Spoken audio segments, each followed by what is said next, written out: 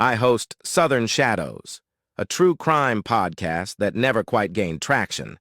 But I do it because I love it, unraveling mysteries, telling stories that need to be heard.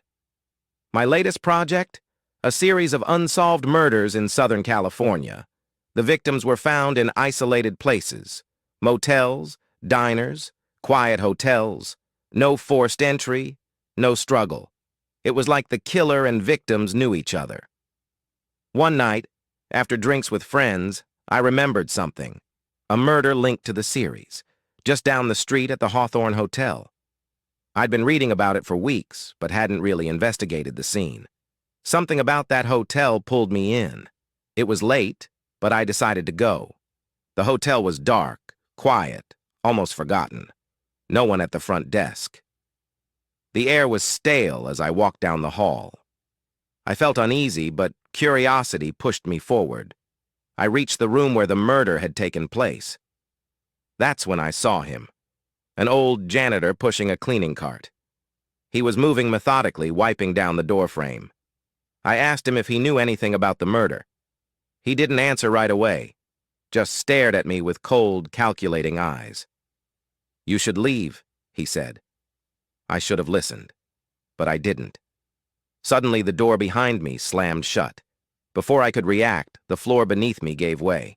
The last thing I remember was the world spinning, and then nothing. I woke up in darkness, disoriented. The air was thick, and my skin burned. Slowly, I realized I was stuffed inside an industrial oven. The temperature was rising. Panic hit me. "Help!" I screamed, but no one answered. The heat was unbearable. Just as I thought I couldn't take it any longer, the door to the oven creaked open. The janitor stood there, calm, almost amused. "You didn't listen," he said. But then the door burst open again. My best friend Mia stepped inside, crowbar in hand. Without hesitation, she hit the janitor, knocking him to the ground. "Are you okay?" Mia asked. "I am now." She didn't waste time. In seconds, the janitor was dead, and we were quickly planning our next move. We knew what to do: dispose of the body in a way that wouldn't leave a trace. The true crime podcasts I'd been listening to for years finally paid off. Afterward, Mia found a note in the janitor's pocket. It read, "You now work for someone. Your next assignment is in Montana. More instructions to follow." My heart dropped. This wasn't over. The janitor wasn't working alone. Someone else was pulling the strings. And now, it seems, we were part of something much bigger.